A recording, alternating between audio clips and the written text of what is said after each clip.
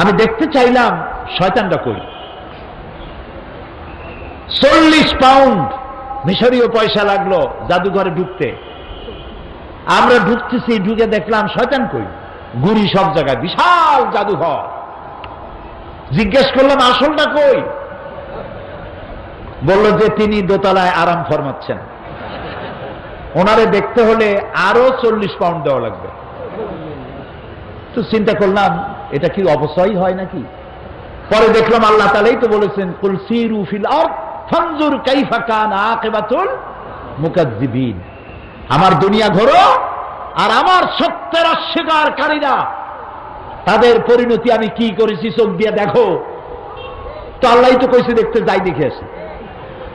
যাই দেখলাম গ্লাসের বক্সের ভিতরে মিস্টার ফেরাউন চিতই শুয়ে রয়েছে। জীবনে তো শয়তান দেখি নাই, আমার মনে হয়েছিল শয়তান যদি দেখতাম মনে হয় এইরকমই হইতো।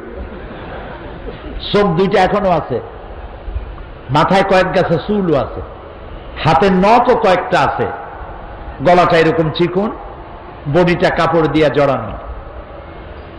আহারে ফেরাউন, কি জ্বালান জ্বালাইছ।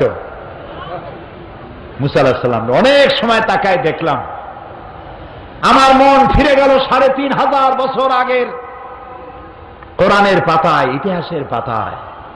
এই ফেরাউন মুসা আলাইহিস সালামকে তাড়া করেছে। মুসা আলাইহিস সালাম সাগর তীরে বসে আছেন।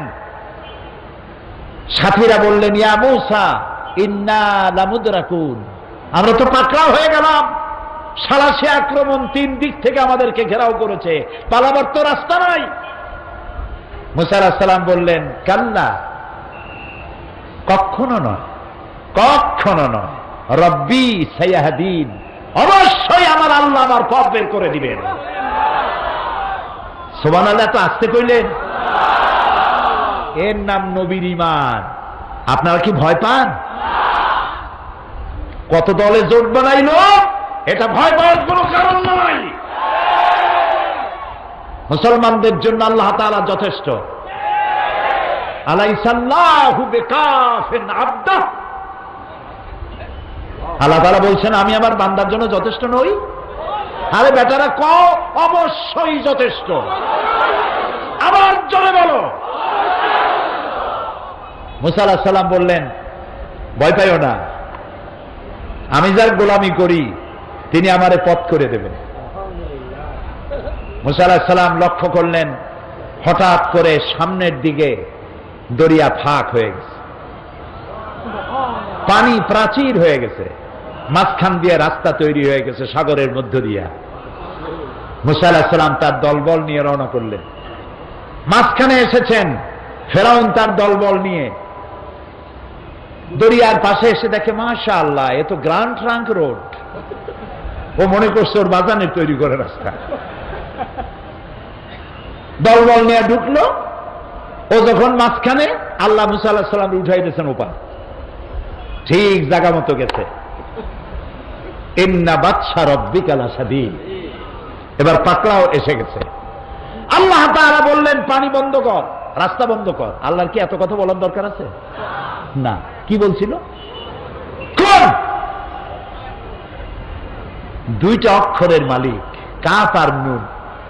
কোন দেন দেয়ার হয়ে যায়, ফায়াকুন, ইনফিনিট পাওয়ার, সীমাহীন শক্তির মালিক, যা খুশি তাই করেন। আল্লাহর কসম, দুনিয়ার মুসলমানেরা যদি আল্লাহকে এই পাওয়ার হিসাবে বিশ্বাস করে, পৃথিবীর কোন শক্তি মুসলমানদেরকে প্রধানত করতে পারবে না।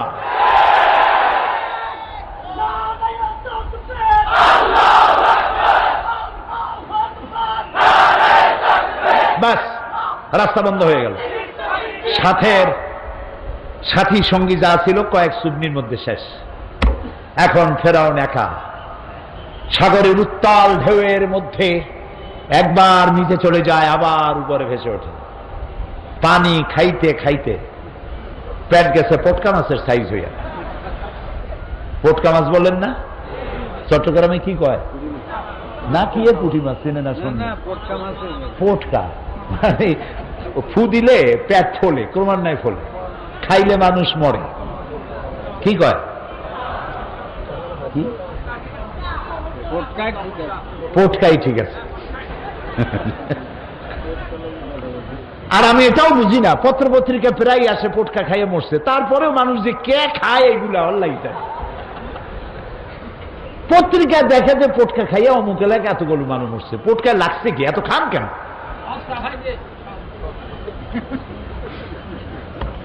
সস্তা পাইনি খাইতে হবে। আচ্ছা যাই হোক, ফেরাউন দেখলো আর তো উপায় নাই।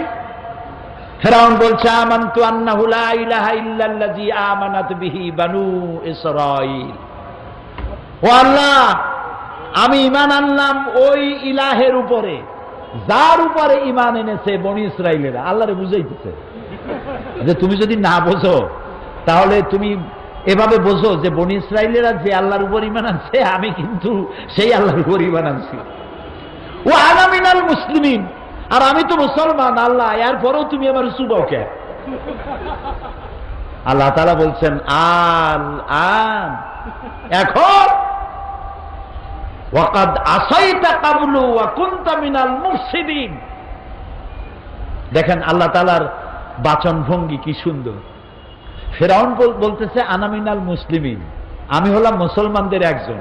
আল্লাহ কয় ওয়া কুনতা মিনাল মুফসিদিন, তুই তো সন্ত্রাসী। কি আর মুসলমান? তুই তো সন্ত্রাসী। সারাটা জীবন আমার নবীকে জ্বালাইছো, আমার গোলামদেরকে জ্বালাইছো। বেটা তোরে আজ আমি ছাড়বো না, তোরে মারব, তুই মরবি, তবে তো শরীরটা বাঁচাবো। আলিয়াউমা নুনাজ্জিকা বিবাদানিক, আমি তো শরীরটারে বাঁচায় দেব। পানিতে নষ্ট হবে না, জলচর প্রাণীরা খাবে না, মাটিতে নষ্ট হবে না, পোকা মাকড়ে খাবে না।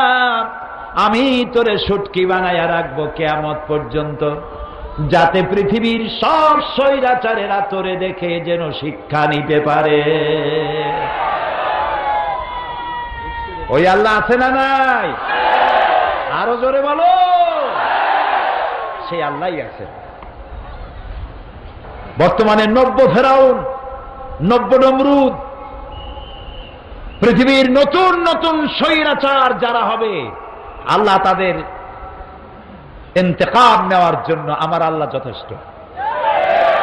ঠিক না? প্রিয় ভাই সব, চলুন মিশর থেকে ফিরে আসি বাংলাদেশে। আবার সময় হলে সেখানকার কথা আরো শোনাবো ইনশাআল্লাহ। বলতেছিলাম যে আল্লাহ রাব্বুল আলামিন, আল্লাহ রাব্বুল আলামিন এই পৃথিবীর মানুষগুলিকে ধনী এবং দরিদ্র দুই ভাগে ভাগ করেছেন। সেই ধনী এবং দরিদ্র দুই ভাগে ভাগ করে শ্রেণী হয়েছে। এই শ্রেণীগুলিকে সমভাবে অর্থনৈতিক বিলিবন্টনের ব্যবস্থাও করেছেন আল্লাহ তাআলা নিজেই। এবং আল্লাহর দেওয়া ব্যবস্থাপনার চাইতে সুন্দর ব্যবস্থাপনা পৃথিবীতে আর হতে পারে না। ইসলাম প্রচারের প্রথম দিনেই আল্লাহ রাব্বুল আলামিন মানুষকে জানায় দিলেন, মানুষের জন্য মানুষ চায়, ক্ষুধার সময় খাবার চায়, আর ভীতির সময় কি চায়? নিরাপত্তা। বলেন কি চায়? আল্লাহ রাব্বুল আলামিন কোরআনে কারীমের মধ্যে বলেছেন ফালইয়াবুদু রাব্ব হাযাল বাইত আল্লাযী আত'আমাহুম মিন জু'in ওয়া আমানাহুম মিন খাউফ। কাবা শরীফের দরওয়াজায় এই সূরাটি লেখা আছে। কাবা শরীফের ভিতরে আল্লাহ রাব্বুল আলামিন আমার জীবনে একবার ঢোকার তৌফিক দিয়েছিলেন, আলহামদুলিল্লাহ। আমার চোখের সামনে অনেক রাজা বাদশা আমার চোখের সামনে ঢুকছে। জীবনে বহুবার আল্লাহ নিয়েছেন। বাইরে দাঁড়াই এতিমের মতো কাঁদছি যে আল্লাহ এই ঘরটার মধ্যে যদি একবার ঢুকতে পারতাম কুয়েত এবং ইরাকে যেবার যুদ্ধ বাঁধল, সেই যুদ্ধের মীমাংসা বৈঠক আহ্বান করলেন বাদশাহ ফাহাদ। তাতে পৃথিবী থেকে 400 মেহমানদেরকে দাওয়াত দিলেন মীমাংসা বৈঠকে। কেমনে কেমনে আমার মতো একটা ভাঙ্গাছেড়া মানুষও দাওয়াত পাইল। আমি যখন প্লেনে উঠেছি, তখন আমার মনের মধ্যে একটা চিন্তা হলো, সারা জীবন যে আশাটা করতেছিলাম, আল্লাহ যদি এইবার এটা পুরো করতেন। আমাদেরকে হোটেলে নিয়ে জায়গা দেওয়া হলো। এশার নামাজের পর একটা ব্রিফকেস দিল সমস্ত মেহমানদেরকে। ব্রিফকেসের ভিতরে কাবা শরীফের গেলাপ পাইলাম, আতর পাইলাম, জায়নামাজ পাইলাম, আর পেলাম অনুষ্ঠান সূচি। অনুষ্ঠান সূচিতে লেখা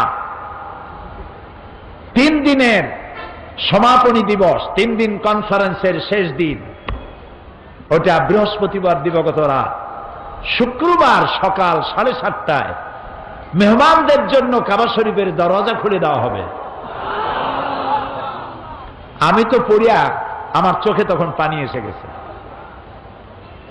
বৃহস্পতিবার রাত্রে সকালের অপেক্ষা আর করি নাই, গোসল করে নতুন কাপড় চোপড় পরে সারা রাত তাওয়াফ করেছি, নামাজ পড়েছি, সকালের অপেক্ষা করেছি। ফজরের নামাজের পরই আর্মি এসে ঘিরে ফেলেছে কাবা শরীফ। যারা ভেতরে তাওয়াফ করতেছিল তারা বেরিয়ে গেল। মাতাফের কিছু জায়গা তারা আটকে ফেললো, বাইরের থেকে তাওয়াফ হবে। কাবা শরীফের পাশটা খালি। প্লেনে ওঠার মতো বিরাট সিঁড়ি এসে হাজির হয়ে গেল। আমি তো সারা রাত থেকে তৈরি, আমার চিন্তা আমি আগে উঠব, কিন্তু পারলাম না। তৎকালীন আজাদ কাশ্মীরের প্রেসিডেন্ট সর্দার আব্দুল কাইয়ুম উঠে পড়লেন আগে। 2 নম্বরে উঠলেন রাশিয়া এবং আফগানের যুদ্ধের নেতৃত্ব দিয়েছিলেন আব্দুর রব আস-সাইয়াফ আর-রাসূল। তিনি আফগান মুক্তিযুদ্ধের সর্বাধিনায়ক, তিনি উঠলেন। 3 নম্বরে আল্লাহ তার গোলামকে চান্স করে দিলেন। ভিতরে ঢুকে তখন তো আর কাবা একদিকে নাই, চারদিকে কাবা। চারদিকে দুরাকাত নামাজ পড়ে আল্লাহর ঘরের মাঝখানে সেজদায় পড়ে গেলাম। প্রায় আধা ঘন্টা জনমের মতো কান্নাম, যা মনে আসলো বলতে থাকলাম। হঠাৎ আমার মনে চিন্তা আসলো, আমি বুঝি অন্যান্য মেহমানদের উপরে জুলুম করতেছি, কারণ এই ঘরের মধ্যে 20-22 জনের বেশি লোক ধরে না। তা আমরা যত দেরি করব তাদের উঠতে তত দেরি হবে। তাড়াতাড়ি উঠলাম। আমি দাঁড়িয়ে দেখি আমার পাশে দাঁড়ানো রাজশাহী বিশ্ববিদ্যালয়ের প্রাক্তন ভাইস চ্যান্সেলর মরহুম ডক্টর M.A. বারী। বুড়া মানুষ, সাদা দাড়ি, চোখ দিয়া বদনার নালের মতো পানি পড়ছে, দাড়ি ভিজে ভিজে পড়ছে। আমাকে আঙ্গুল দিয়ে দেখালেন কাবার দরজার দিকে। আমার চোখ গিয়ে পড়ল কাবার দরজার উপরে, যেখানে উনি আঙ্গুল দিয়ে দেখালেন সেখানে লেখা আছে ওয়াকালা রাব্বুকুম উদউনি আস্তাজিব লাকুম। তোমার রব তোমাকে বলছে আমারে ডাকো, আমি ডাকের সাড়া দেব। আমি আবারও কাঁদলাম, আল্লাহ আমার কাম আমি করছি, এবার জবাব দেওয়ার মালিক তো তুমি। আল্লাহুম্মা লা তারুদ্দানা খাইবিন। ওর নিচেই দেখি লেখা সূরা কুরাইশ, ফালিয়াবুদু, পুরা সূরা লেখা ফালিয়াবুদু রাব্ব হাযাল বাইত।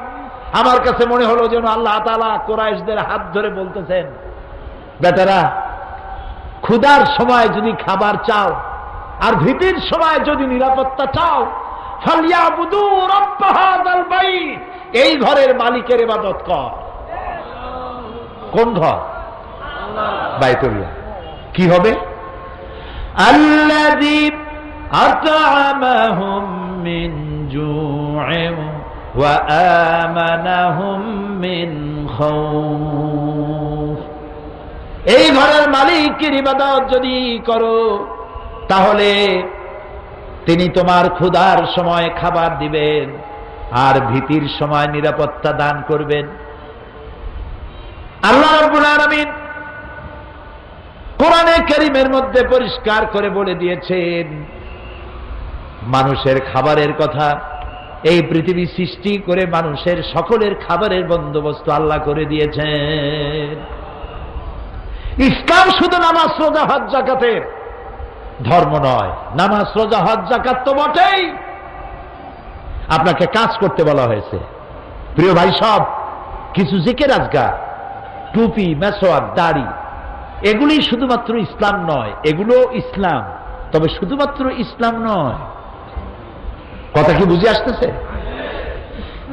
ইসলাম বলছে তোমাকে কাজ করতে হবে। ফাইদা কুদিয়াতিস সালাত ফান্তাশিরু ফিল আরদ, যখন নামাজ পড়া হয়ে গেল আর বসে থেকো না, বেরিয়ে যাও। কে বলতেছেন?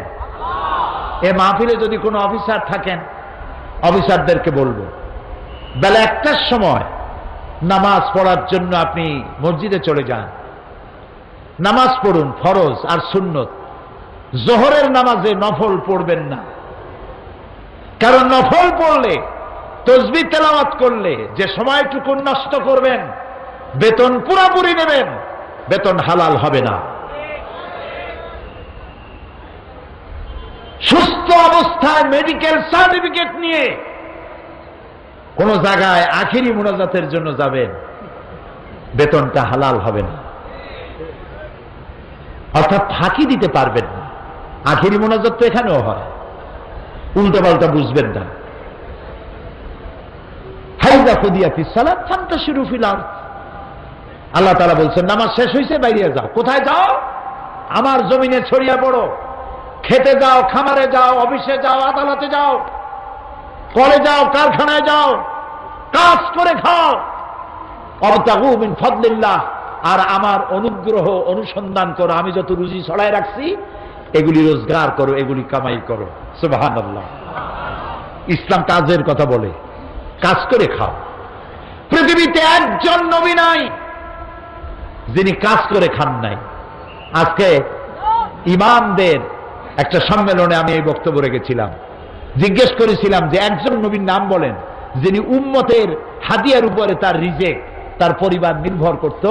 উম্মতেরা হাদিয়া না দিলে নবী আজকে না খেয়ে থাকবে। এইরকম কোন নবীর দুরবস্থা ছিল? বলেন আমাকে, নাম বলেন।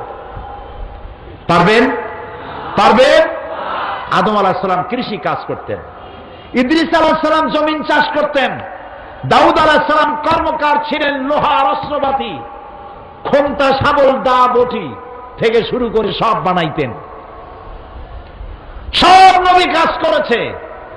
রাসূল করিম সাল্লাল্লাহু আলাইহি ওয়াসাল্লাম ব্যবসা করেছেন, ছাগলের রাখালগিরি করেছেন, সমস্ত আইম্মায়ে মুজতাহিদিন কাজ করেছেন। রাসূলুল্লাহ বলেছেন এই হাতের চাইতে এই হাতের দাম বেশি। এই হাতটা কি? ভিক্ষা। এই হাতটা কি? এই হাতটা কি? দেওয়া। রাসূল বলেছেন এইটার দাম বেশি। সুবহানাল্লাহ। কর তো এইটা আপনি দিবেন কি করে যদি আপনি রোজগার না করেন? আর আল্লাহ তাআলা বলেছেন আমি রুজিতে বরকত দিয়ে দেব। তিজারত করো, ব্যবসা করো, রুজিতে বরকত দেব। সুবহানাল্লাহ। কাজ করিয়া খাও। কাজের জন্য জমিন ছেড়ে দেওয়া হয়েছে, তবে কাজ করতে গিয়ে উযকুরুল্লাহ যিকরান কাসীরা, বেশি বেশি আমার জিকির করিও। যখন কাজ করতে যাবা কি করবা? জিকির করবা। সেই জিকিরটা কি? আপনি অফিসে কাজ করতেছেন আল্লাহু আল্লাহু, জমিনে চাষ করতেছেন আল্লাহু আল্লাহু না। এই জিকির মানে হলো স্মরণ। তুমি নামাজ পড়ে অফিসে গেছো, আমি যদি, এই জিকির মানে স্মরণ। আমি আল্লাহ যেন তোমার মাথায় থাকি, তোমার ব্রেনে থাকি, তোমার মনে থাকি। যদি তাই থাকি তাহলে তুমি কলমের খোসা দিয়া তোমার অধীনস্থ ব্যক্তির চাকরি নষ্ট করতে পারবা না। চাকরির সময় আমি যদি তোমার দেমাগে থাকি, সরকারের টাকা কলমের খোঁচা দিয়া পকেটস্থ করতে পারবা না। টিয়ারের গম আর কাবিখার গম জন্মের খাওয়া খাইতে পারবা না। এটার নাম রাখছে কাবি খা, মানে খাবি, জন্মের খাওয়া খা, খাবি খা। আল্লাহ স্মরণে থাকলে এটা পারবা না।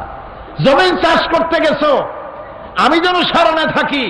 আমি যদি স্মরণে থাকি, পরের জমিনের আইল তুমি ঠেলতে পারবা না আমার ভয়তে। সুবহানাল্লাহ। যারা ঘুষ খান, যারা ঘুষ খান, চট্টগ্রামে আমি মনে করি এরকম অফিসার নাই।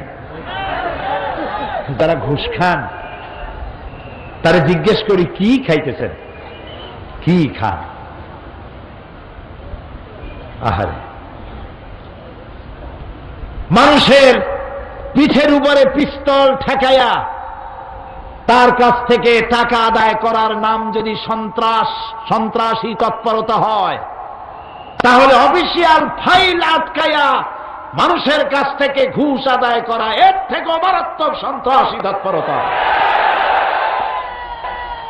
অশিক্ষিত নিরক্ষর ভিক্ষুক প্রতিবন্ধী যদি মানুষের কাছ থেকে হাত পেতে খয়রাত নেয়, এটার নাম যদি ভিক্ষা হয়, তাহলে শিক্ষিত মানুষ সরকারের চেয়ারে বসে আনডিউ ফেভার যদি আপনার মক্কেলের কাছ থেকে ঘুষের টাকা নেন, তাহলে মূর্খ, অন্ধ, কানা, পঙ্গু লোকের ভিক্ষার চাইতে এটি আরো মারাত্মক ভিক্ষা।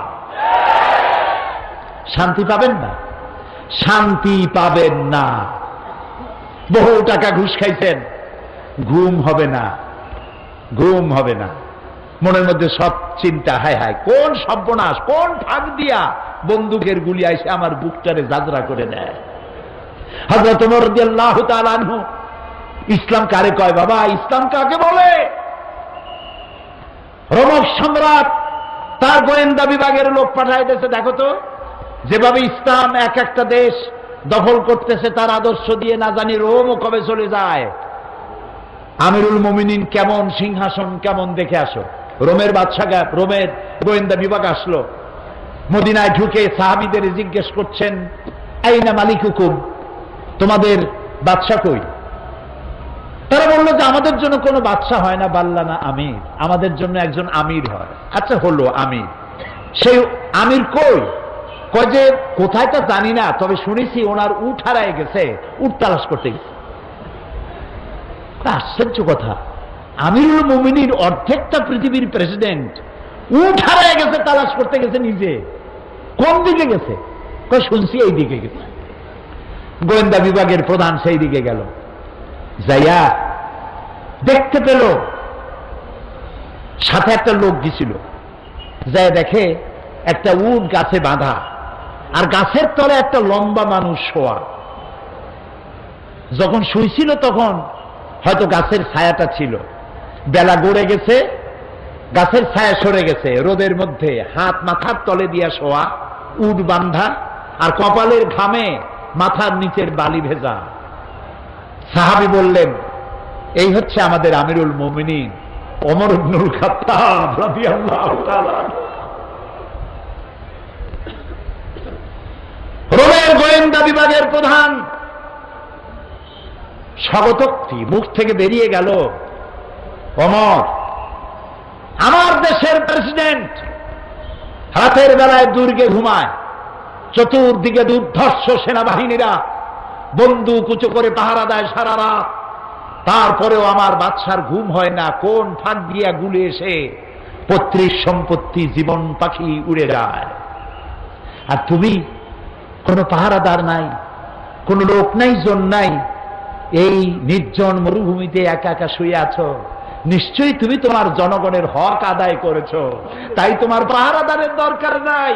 যিনি তোমারে বানাইছে সেই আল্লাহই তোমার পাহারাদার। এর নাম ইসলাম। শুধু নামাজ, রোজা, হজ, যাকাতের নাম ইসলাম নয়, এর নাম ইসলাম। রুজি রোজগার করার জন্য সমস্ত নবীরা কাজ করেছেন, সাহাবায়ে কেরাম কাজ করেছেন, ক্ষুধায় কষ্ট করেছেন, ক্ষুধার যন্ত্রণায় ছটফট করেছেন সাহাবায়ে কেরাম। নবী করিম সাল্লাল্লাহু আলাইহি ওয়াসাল্লাম দুয়ারে দুয়ারে খাবার পৌঁছাইছেন, নিজে কষ্ট করেছেন।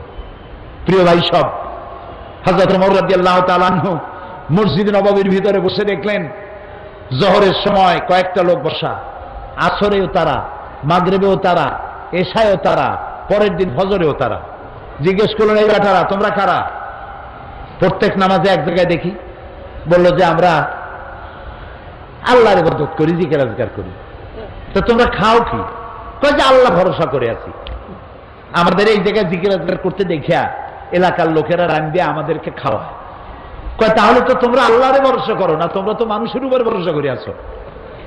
শোনো, আগামীকাল এটা তো ফজর গেল, আজকের জোহরের নামাজের পর যদি এই জায়গায় তোমাদেরকে বসা দেখি, ব্যাট মেরে মসজিদ থেকে বের করে দেব। এটা ইসলাম নয় যে তুমি কাজ করবে না, বসে বসে খাবে, এর নাম ইসলাম নয়।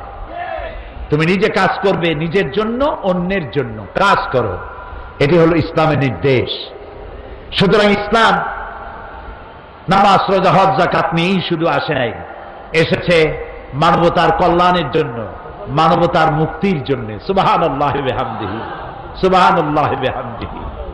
আল্লাহ তাআলা রাসূল বলেছেন তিনটা কাম করো। কয়টা কাম? তিনটা কাম করো।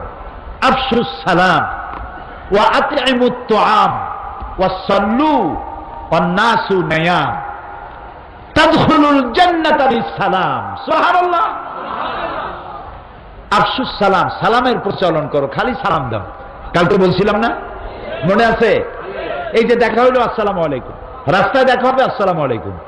হযরতে আব্দুল্লাহ বিন ওমর রাদিয়াল্লাহু তাআলা আনহুমা ঘন বাজারে যাইতেন।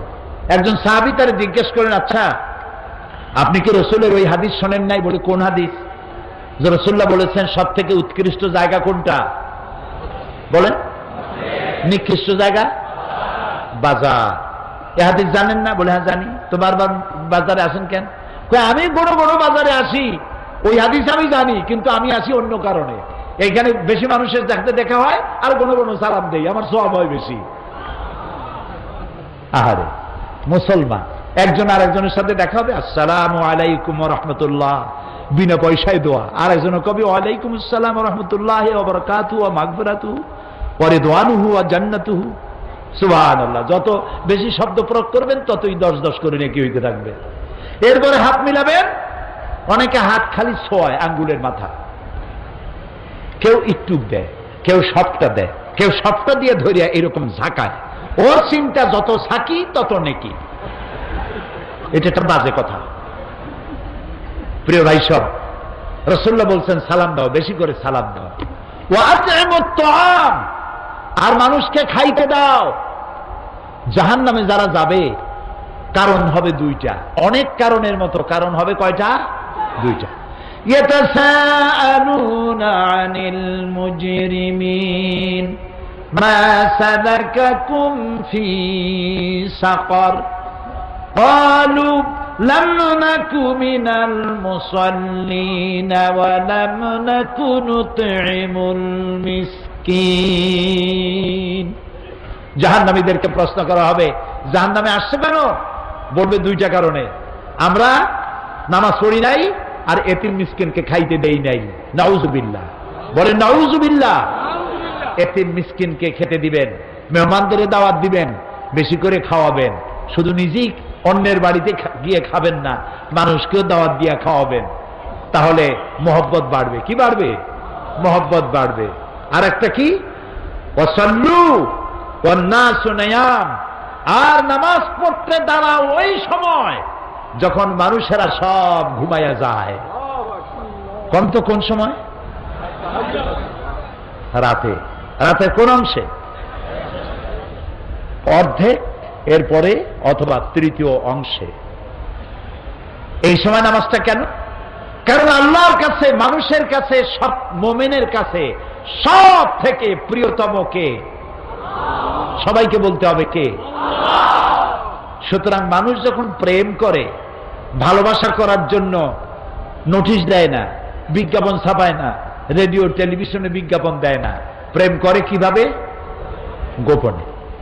গোপনে প্রেম করার জন্য আল্লাহর সাথে দিনের কোলাহল আল্লাহ বন্ধ করে দেন। আল্লাহ রাব্বুল আলামিন বলেন, ওয়াজআলনান নাহারা মাআশা, দিন বানিয়েছি রুজি রোজগার করার জন্য, রিজিক কামাই করার জন্য। ওয়াজআলনাল লাইলা লিবাসা ওয়াজআলনা নাওমাকুম সুবাতা, রাত বানালাম আমি তোমাদের জন্য শান্তির বাহন করে, আচ্ছাদন দিলাম, ঘুমকে বাহন করলাম। এই সুন্দর রাতে সব মানুষ ঘুমিয়ে গেছে, বান্দা এই সময় ঘুমের থেকে জাগো, আমারে সেজদা দাও, সেজদার ভিতরে তোমার যা বলার আছে আমারে বলো। আল্লাহ রাব্বুল আলামিন চতুর্থ আসমানে এসে যান অথবা প্রথম আকাশে আসেন। हर हमेशा देने को तैयार है, हर हमेशा देने को तैयार है, जो न मांगे उससे वो बेजार है। সব সময় দিতে প্রস্তুত আল্লাহ রাব্বুল আলামিন, যে চায় না আল্লাহ রাব্বুল আলামিন তার প্রতি নারাজ হয়ে যায়। গভীর রাত্রি সিজদার ভিতরে গিয়ে মানুষ যখন কাঁদতে থাকে, আল্লাহ রাব্বুল আলামিন ফেরেশতাদেরকে জিজ্ঞেস করেন, আমার ফেরেশতারা পৃথিবীতে মানুষ যখন সব ঘুমানো, আমার এই বান্দাগুলি কান্দে কেন, বান্দিরা কান্দে কেন? ফেরেশতারা বলে, রব্বুল আলামিন ওরা গুনাহ করেছে, তোমার কাছে মাপ চায়, জাহান্নাম থেকে মুক্তি চায়। আল্লাহ প্রশ্ন করেন, ওরা আমার জাহান্নাম দেখেছে নাকি, আমারে দেখেছে নাকি, বেহেশত দেখেছে নাকি? তারা বলবে না, দেখে নাই। রব্বুল আলামিন বলেন, ও আমার ফেরেশতারা, আমার এই বান্দাগুলি আমারে দেখে নাই, ফেরেশতা দেখে নাই, জাহান্নাম দেখে নাই, হাসর নসর কিছুই দেখে নাই, শুধু আমার কোরআনের কথা, আমার নবীর কথা বিশ্বাস করে যেভাবে তারা কাঁদতেছে, তোমরা সাক্ষী থেকে যাও, আমার এই ক্রন্দনরত বান্দাগুলিরে আমি মাফ করে দিলাম। সুতরাং নবীজির কথা মতো যারা সালামের প্রচলন করবেন, মেহমানদের খাওয়াবেন, রাতের বেলায় জেগে নামাজ আদায় করবেন, আল্লাহ রাব্বুল আলামিন তাদেরকে, নবীজি বলেন, তাদখুলুল জান্নাতা বিসসালাম, আল্লাহ তাআলা শান্তির সাথে তাদেরকে জান্নাতে প্রবেশ করাবেন।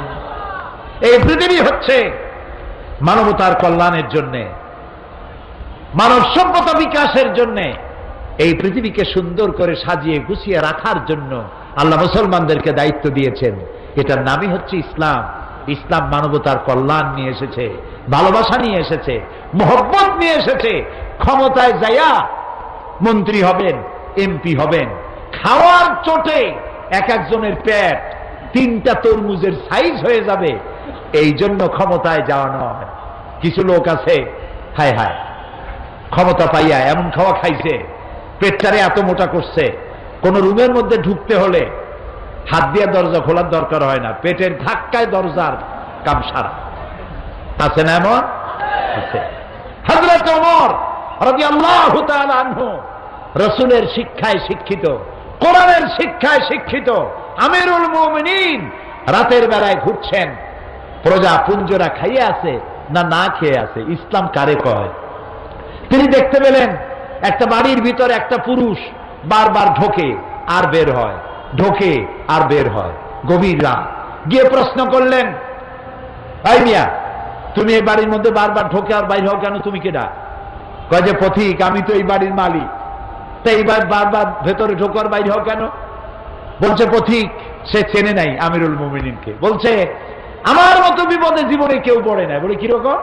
আমার ঘরে আমার বউ আসন্ন প্রসবা, এখনই বাচ্চা হবে, আমার ঘরে কোনো পুরুষও নাই, আমি ছাড়া কোন মেয়ে লোক নাই, আর আমি এই বিষয় সম্পূর্ণ অনভিজ্ঞ, কিছুই জানি না, আমার স্ত্রীর কষ্ট, আমার জীবন বেরিয়ে যাচ্ছে, আমি কোনো সাহায্য করতে পারছি না।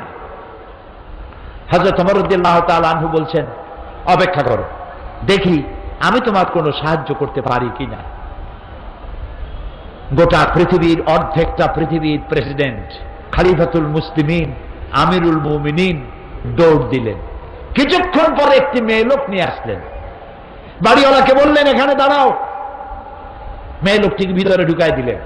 কিছুক্ষণ পরে সেই মেয়ে লোক এসে আমিরুল মুমিনিনকে ডেকে বললেন, আমিরুল মুমিনিন, এই বাড়ির মালিককে বলেন আল্লাহ তাকে একটি পুত্র সন্তান দান করেছেন, পুত্রটিও সুস্থ, তার মাও সুস্থ।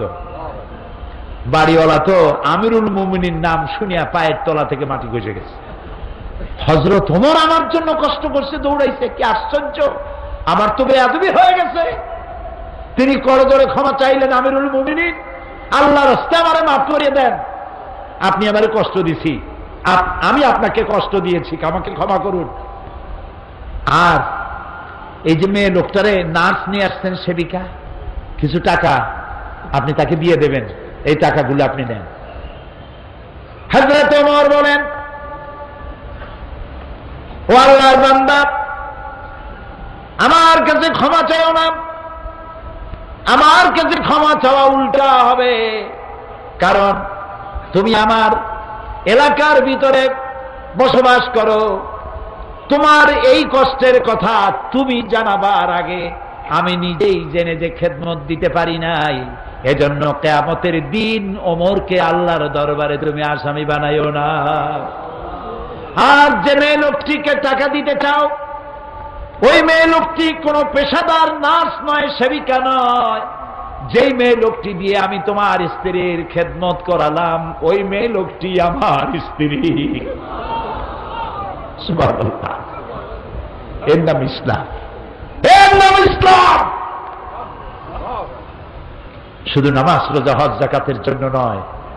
নামাজ রোজা কম্পালসারি ডিউটি, দাড়ি রাখা মুসলমানের আলামত, মেসওয়াক করা, সুরমা লাগানো, লম্বা জামা গায়ে দেওয়া, এগুলি ইউনিফর্ম। কিন্তু মূল স্পিরিট, আসল জিনিসটা হারায় ফেলেছি, খোলস হারায় ফেলেছি। মূল জিনিস হারাইয়া খোলস ধরে আছি। হ্যাঁ, পাগড়ি আমার দরকার, এটা আমার শেয়ার। আমার পাগড়ি প্রয়োজন, আমার টুপি প্রয়োজন, আমার দাড়ি প্রয়োজন, আমার লম্বা জামা প্রয়োজন, আমার তসবিহ প্রয়োজন, কিন্তু সব থেকে বড় প্রয়োজন ছিল মানব প্রেম।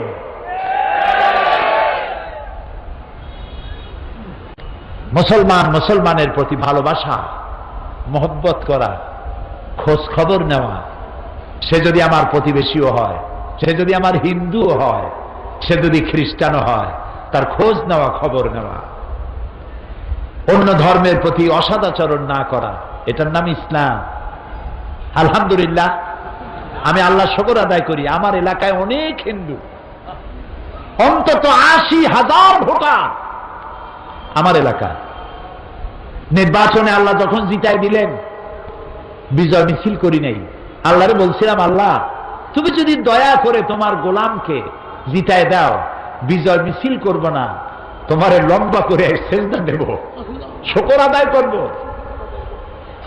জনসভা করেছি এবং পুলিশকে নির্দেশ দিয়েছি, আমার এলাকায় অনেক হিন্দু আছে, যদি কোনো হিন্দু অত্যাচারিত হয়েছে, কোন হিন্দু রমণী অত্যাচারিত হয়েছে, কোন মন্দিরের উপরে নির্যাতন করা হয়েছে, ভেঙে দেওয়া হয়েছে, এই রিপোর্ট যদি পাও, যে মুসলমান করবে তাকে ধরে এনে লাইট পোস্টের সাথে বেঁধে 24 ঘন্টা পেটাবে, অন্তত 6 মাসের ভেতরে যেন বাপের নাম তার মনে না আসে।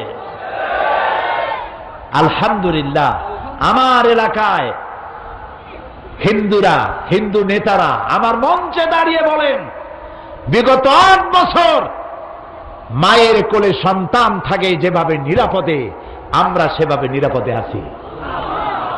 আমি তাদের বক্তব্য শুনে কান্দি আর আল্লাহর সাথে বিনয়ের সাথে সেজদা দেই, মাবুদ এই তো মুসলমানের কাজ, এটা সব জায়গায় হওয়া উচিত। আমার দ্বারা হিন্দু নির্যাতিত হবে না, আমি মুসলমান। হযরত আমর ইবনুল আস রাদিয়াল্লাহু তাআলা আনহু মিশর দখল করলেন। গির্জার ঈসা আলাইহিস সালামের মূর্তির নাক কে যেন ভেঙে দিল, খ্রিস্টানেরা এসে নালিশ করলো। হযরত আমর ইবনুল আস রাদিয়াল্লাহু তাআলা আনহু সারা দেশ তোলপাড় করলেন, কে এই কাজ করেছে, ধরো তাকে। আসামি খুঁজে পাওয়া গেল না। আমর ইবনুল আস রাদিয়াল্লাহু তাআলা আনহু তিনি খ্রিস্টানদেরকে ডাকলেন, খাট থেকে তরবারি বের করে পাদ্রীর হাতে তুলে দিলেন। খ্রিস্টানের পাদ্রী, এই নাও তরবারি, আমি তোমার ঈসা আলাইহিস সালাম আমারও নবী, তার নাক কে ভেঙেছে আমি আসামি খুঁজে পাই নাই, কিন্তু তার নাক ভাঙ্গে তোমার কলিজায়, খ্রিস্টানদের কলিজায় আঘাত দিয়েছে যে দুর্বৃত্ত, তাকে তো আমি পেলাম না, কিন্তু এই দেশ আমি দখল করেছি, আমার নেতৃত্বে দেশ দখল হয়েছে, এই অপরাধের বোঝা আমারও। এই তরবারি নাও, আমি এদের খলিফা, আমি মিশরের গভর্নর, এই তরবারি দিয়ে আমার নাক কেটে দিয়ে মুসলমানের কলিজা আঘাত দাও। পাদ্রী বলল, যেই জাতের মুসলমানদের শাসক পরধর্মের প্রতি এত শ্রদ্ধাশীল, আমি আর খামোখা খ্রিস্টান থাকি কেন? লা ইলাহা ইল্লাল্লাহু মুহাম্মাদুর রাসূলুল্লাহ। প্রিয় ভাই, এর নাম ইসলাম। এখানে বর্ণবাদ নাই, সাম্প্রদায়িক সম্প্রীতির বিনষ্টকারী কোনো শক্তি এখানে নাই, এখানে মারামারি নাই, কাটাকাটি নাই, এখানে সন্ত্রাসের কোনো অবস্থান নাই। আমি যে বিষয়টি আপনাদের সামনে এনেছিলাম, ইন্নাদ-দীন ইনদাল্লাহিল ইসলাম, আশা করি আমি বুঝাতে চেষ্টা করব, যদি আল্লাহ আমাকে তৌফিক দেন। শেষ করতে পারলাম না আজও, দেখা যাক কাল কি করা যায়। দাঁড়ানো ভাইরা বসুন, মুনাজাতে অংশ নিন, একজনও দাঁড়িয়ে থাকবেন না, সব বসুন। আগামীকাল তৃতীয় দিবস, একদিন একদিন করে চলে যাবে, এ মাঠ শূন্য হয়ে যাবে। আল্লাহর এই কালাম প্রচারিত হোক বিশ্বজুড়ে, বছরের পর বছর, শতাব্দীর পর শতাব্দী, সহস্রাব্দীর পর সহস্রাব্দী, অনন্তকাল ধরে মানুষ যেন ইসলামের সুশীতল ছায়ায় আশ্রয় নিতে কেউ ভয় না পায়। এর থেকে শান্তি পৃথিবীতে আর নাই। মানুষে মানুষে এত শান্তির ধর্ম, এত শান্তির ব্যবস্থা আর কারো নাই। কারণ ইসলাম কোন মানুষের তৈরি করা নয়, কোন নবীর তৈরি করা নয়। ইসলাম কার? আবারও বলুন। আমরা ধন্য, সেই ইসলামের মধ্যে আল্লাহ তাআলা আমাদেরকে সৃষ্টি করেছেন। বাকি কথা কাল বলবো। শোনার জন্য ভাই বোন, মা বোন, আত্মীয় স্বজন সবাইকে ডেকে নিয়ে আসবেন, যারা ইসলামকে সন্ত্রাসী, মৌলবাদী, ফান্ডামেন্টালিস্ট, উগ্রবাদী, ধর্মান্ধ এইসব গালাগালি দেয়, রিয়াকশনারি, প্রতিক্রিয়াশীল। ওরা মনে করে এইসব কঠিন কঠিন শব্দ মৌলবীরা বুঝবে না। আমরা যে আবার বুঝি, ওরা আবার তা বোঝে না। আমরা কি, ইসলাম কি, এই বিষয়টাই তুলে ধরবো ইনশাআল্লাহ। এবং এই বক্তব্য ছড়িয়ে যাবে বিশ্বময় ইনশাআল্লাহ। এবং এর দ্বারা হিন্দু, খ্রিস্টান, বৌদ্ধ, উপজাতীয়, নারী, পুরুষ আমরা একই মোহনায় চলে আসব ইনশাআল্লাহ। থাকবে না বিভেদ, থাকবে না সন্ত্রাস, পৃথিবী হবে এক শান্তির ঠিকানা ইনশাআল্লাহ। মোনাজাতের পর আজান হবে, বা জামাত নামাজ পড়ে যাবেন। মাওলানা শামসুদ্দিন আমাদের ভাই, আমাদের বন্ধু, আপনাদের প্রিয়, সর্বজন শ্রদ্ধেয় ব্যক্তিত্ব। তিনি আমার কাছে বারবার বলেন যে, প্রতি বছরই বলেন যে আমরা অনেক ঋণী আছি। তা আমি জানি কোরআনের মাহফিল আল্লাহ ঋণী রাখেন না, তাও কিন্তু আমরা সুবহানাল্লাহ কইতে পারলাম না। আপনাদের কাছ থেকে সুবহানাল্লাহ আমার এরকম আদায় করা লাগে কেন, কোন তো দেখি। আর লাগবে? আলহামদুলিল্লাহ, আলহামদুলিল্লাহ। প্রিয় ভাই, সব মেহেরবানি করে পকেটে করে টাকা নিয়ে আসবেন। এই টাকা কোথায় খরচ করবেন? একদিন মরে যাবেন, একদিন এই চেয়ারে সাইদি থাকবে না, হারিয়ে যাবে একদিন, এটাই স্বাভাবিক। মাওলানা শামসুদ্দিন থাকবে না, সাইদি থাকবে না। যেমন আব্দুল হাদ আল মাদানী, এত বড় নিয়ামত নাই, বাইতুল সর্বের পীর। আমি এইরকম পীর আর দেখি নাই, আমি দেখি নাই, আল্লাহ সাক্ষী, আমি দেখি নাই। আহারে, অনুসরণযোগ্য। মুরিদদের পয়সা দিয়ে নিজের বাড়ি বানায় নাই, মুরিদদের টাকা দিয়া সুপার মার্কেট করে নাই, টাকা দিয়া অসংখ্য মসজিদ করেছেন। নিজের বউ, নিজের সন্তান আর নিজের খাবারের জন্য মধু আর আতরের ব্যবসা করতেন। আমি জানি, আমি সাক্ষী। যে বাড়িতে তার স্ত্রী থাকেন, তিনি এখনো বেঁচে আছেন, ওই বাড়িটা 25-30 হাজার টাকা দিয়েও কেউ কিনবে না। সে পীরও আমরা হারাইছি। পীর খালি খালি নাম দিলে হয় না, হিংসার জ্বালায় কেবলমাত্র আমি ইসলাম করি আর কোন ইসলামী দল নাই, এরকম পাগল পৃথিবীতে তিনি ছিলেন না।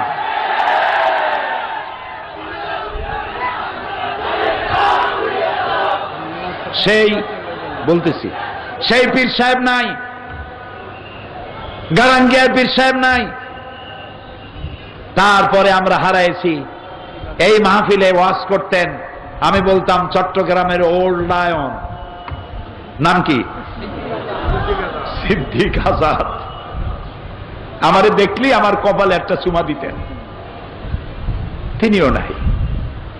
হারাইছি এই মঞ্চে বক্তৃতা করতেন শাইখুল হাদিস হযরত মাওলানা আবুল কাসেম মোহাম্মদ সিফাতুল্লাহ।